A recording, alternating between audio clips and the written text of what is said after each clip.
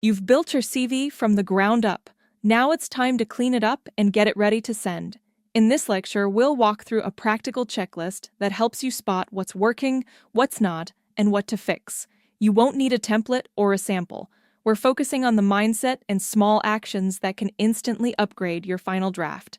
Lecture objectives. By the end of this lecture, you'll be able to review your CV using a clear and practical checklist. Make final edits to improve clarity, tone, and formatting. Feel confident sending your CV to real-world opportunities. Why this final review matters. Even strong CVs can lose impact if the formatting is messy or the summary feels vague.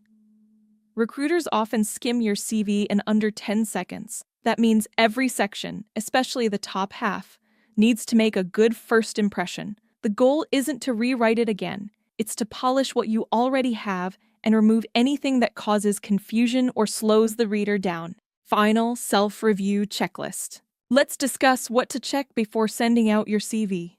You don't need anything fancy, just this mental checklist as you do your final read-through. Clarity. Is your summary tailored and focused on the role you want? Are your bullet points clear and concise, not too long or vague? Did you avoid filler phrases like responsible for or helped with without context? Tone. Do you sound confident but not boastful? Did you remove overused buzzwords like hardworking or team player without proof? Structure. Are your sections in a logical order? Summary, education, experience, skills? Is your most recent experience first? Did you use consistent formatting for headings, bullets, and dates? Visuals. Is your font readable, Calibri, Arial, Georgia? Are there enough line breaks and white space? Are the bullet points aligned and easy to skim? Action. Did you quantify your results where possible?